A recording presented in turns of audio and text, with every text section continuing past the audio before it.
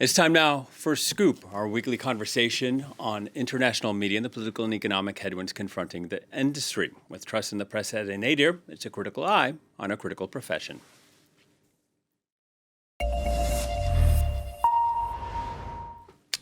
Last year, the Trump administration said it was accepting a Boeing jumbo jet from the royal family of Qatar, a plane so luxurious it was called the Flying Palace. It's known as the most luxurious private jet in the world, described as a flying palace. It features the biggest master bedroom in the sky, as well as some very plush living quarters and several private offices. Some of the 9 bathrooms on board have full showers and even a bidet. Well, the aircraft was one of the biggest gifts ever received by the U.S. federal government. When news of it was revealed last year, it sparked backlash from both sides of the aisle. Critics argued that accepting such a high-value donation posed a conflict of interest and may be unconstitutional. This is Inside Edition. The gift is getting slammed today from both sides. Bernie Sanders is calling the deal farcically corrupt and blatantly unconstitutional. Far-right Trump ally Laura Loomer says, I would take a bullet for him, but this is really going to be such a stain on the administration. I could be a stupid person and say, oh, no, we don't want a free plane. He lashed out at reporters who questioned the Qataris' motives. Let me tell you, you should be embarrassed asking that question. They're giving us a free jet. The plane was reported to have a value of $400 million. Some called it a donation, others a gift, others said it was a bribe. This is from The Daily Show. You know the expression, there's no such thing as a free lunch? That's about being skeptical of the motives of somebody who gives you a sandwich.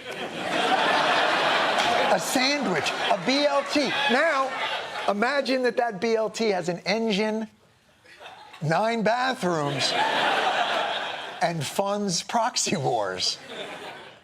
In addition to the legal and ethical concerns, there were security risks. Qatar is a U.S. ally, but it also has ties with Hamas, Iran, and China, something talk shows like The View seemed even more concerned about than the White House. It's also a huge national security risk. So you're going to have the Qatari government know all the ins and outs, security protocols, technology of the plane that houses the U.S. president. All of this was back in 2025. Fast forward to earlier this month, and the Trump administration took the plane on its inaugural flight abroad, and those security risks turned to reality. Take a look. The new jet, a $400 million gift from Qatar, was switched yesterday for the old Air Force One for the president's flight home from the NATO summit in Turkey. Multiple reports today say the plane just isn't secure enough to fly the president out of high-risk areas. We have found out that Secret Service actually advised that President Trump take the old Air Force One. Part of the reason why they did that were security concerns. The flight out of Turkey is within missile range of Iran, and as they took off, reporters on board were told to take precautions. So an active decision by the U.S. president to use a plane that is less well-equipped than another that is available to him is something the public should know about. That story was first broke by the New York Times, citing anonymous sources. The paper now says its reporters are being called to testify, quote, in regard to an alleged violation of federal criminal law, end quote. The White House says reporters are not the targets those seeking classified information are. To find out more, we can speak to Will Creeley. He's a legal director for FIRE.org. That's the Foundation for Individual Rights and Expression. Hello to you, Will. Thank you for speaking to Scoop. I've seen a number of media advocates like yourself call this unprecedented, dangerous, and escalation. Please explain to our viewers why this is so important. Well, this is an extremely rare step, so I would agree with those criticisms. This is not something you see every day. Federal law enforcement officers serving subpoenas, hauling reporters in front of a grand jury to answer for potential criminal charges. That is an outrageous escalation. It is without common occurrence. Now, presidents from both administrations, both parties have called reporters via subpoenas, but this is usually a step taken at the end of an investigation into criminal activity. That is, the federal law enforcement officers have an obligation to seek the source of this classified information from others. The First Amendment fundamentally protects the public's right to know. That is our First Amendment, which guarantees freedom of speech and freedom of the press. And the Trump administration's actions here run directly headlong into those established protections. Yeah, and the fact that some of these subpoenas were served by federal agents at the reporters' homes, that really makes it seem like this is about intimidation. That's right. There seems to be a willingness, even a desire to make this activity as chilling as possible, to send a message to reporters, not to ask questions about subjects the administration doesn't want to talk about. In many ways, across the administration's various policies, the chill really seems to be the point. And it's important to look at this escalation in light of the ongoing hostility this administration has evinced toward journalists and the press since Trump took office for his second term.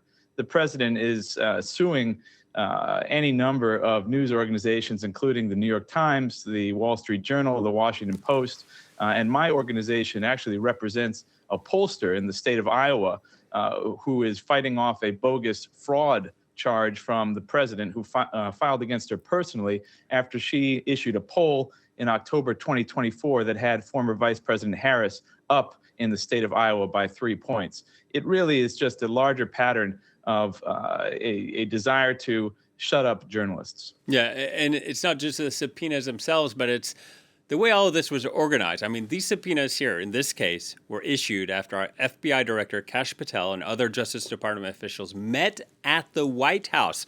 What does that illustrate about the relationship between law enforcement and the president?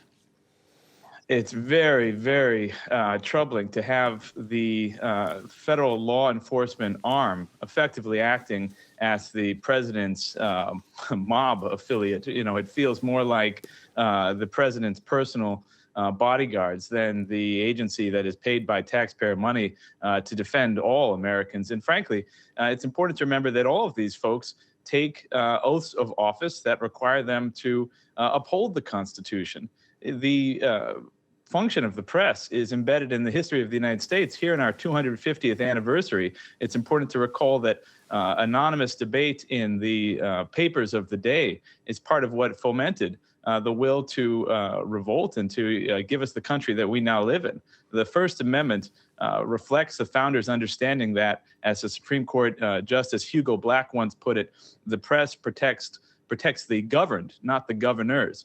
So the administration has it exactly backwards, and we should all be concerned about it here in the United States. Yeah, U.S. Attorney General Todd Blanche saying that these reporters were material witnesses to the leaking of classified information.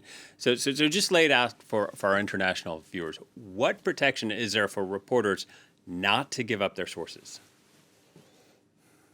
Well, there is no federal shield law. That is, there's no national law that protects reporters from having to give up their sources. But again, this has been treated as a last resort in prior administrations. In fact, the Biden administration enacted a policy that would bar the Department of Justice and federal law enforcement from issuing subpoenas to secretly search reporters' phones or to search their homes.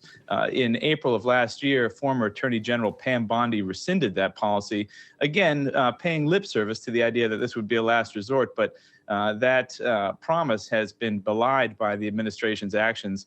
Again, earlier this year, searching the home of a Washington Post reporter who had been reporting about interactions with federal law enforcement and federal employees, and then this action just this past week. So these are troubling times, and I think it is absolutely an escalation, and again, one designed to chill reporting critical of the administration. Yeah, and so on Wednesday, I believe it was, the Times filed a motion to quash these subpoenas. What happens now? Well, now we will see that that motion is under seal with the court in the federal court in New York. We'll see how the court reacts. It will be worth watching. The court could grant the Times' motion to quash, that is to throw out the subpoena as improvidently granted or asking for information the government doesn't have a right to ask for. We will see what happens next. If the court does not quash the subpoena, then the Times reporters will face a choice. They could appear before the grand jury, or they could refuse to and risk being held in contempt of court, which can carry civil and criminal penalties. So it is getting dramatic. And again, I think that's the point for this administration. They're sending a message not just to the New York Times, but to reporters across the country. Yeah, Will, I'd like you to hear this. We have a clip of the Times executive director reacting to this. Let's listen to what Joe Kahn had to say.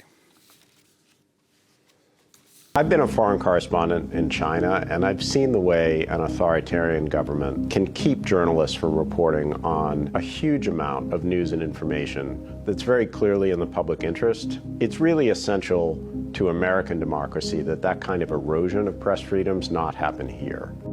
And we'll just go back to what you were talking about earlier with Hannah Nathanson at the Washington Post. I think one of the big risks here isn't just that something wrong is happening, but that maybe the public grows used to this and just sees it as normal because there's just an onslaught of one thing after another attack against the press.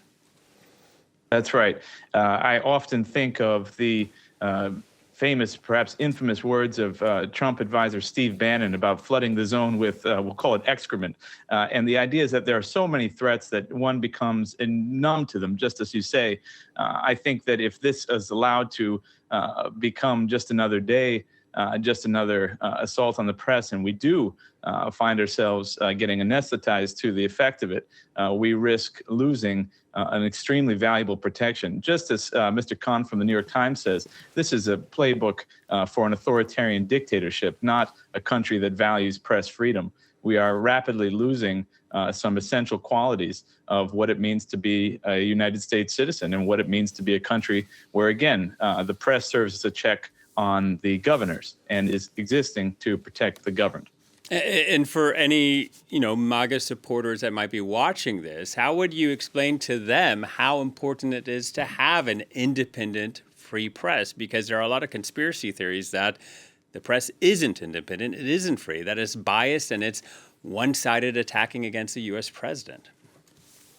My organization is proudly nonpartisan. We've defended journalists who are critical of Democratic administrations. It's not at all a stretch to imagine 4 years from now with a different administration using the powers that the Trump administration has forged for itself to attack the very folks who might be cheering these kinds of actions by the administration on. In other words, once this kind of power is seized by the executive branch, it'll be awfully difficult to wrest back, especially if the public grows to expect this kind of law enforcement action against journalists as just the way things are done.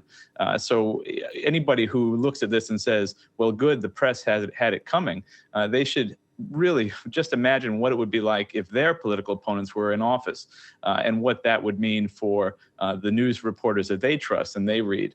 In this country, we have an open competition in ideas. The truth is found by exactly the kind of critical reporting that the Times has been conducting. And that's true no matter who's in office, Democrat or Republican. Again, these are protections that exist for all Americans. And when we see them weakened on one side of the aisle, it will be inevitable that they will harm those on the other side soon enough. Very well put. Will, thank you very much. Will Creeley from the Foundation for Individual Rights and Expressions. Thank you. And that brings us to our quote of the week. It comes from The Guardian's commentator Marina Hyde, who wrote, quote, "Poor Trump. You can't even accept a luxury jet from Qatar without being called corrupt these days. Even his MAGA pals are questioning the lavish gift. Don't they know not to look a wooden gift horse in the mouth?" That's it for this edition of Scoop. Thank you for watching, and please stay tuned to Francis 24.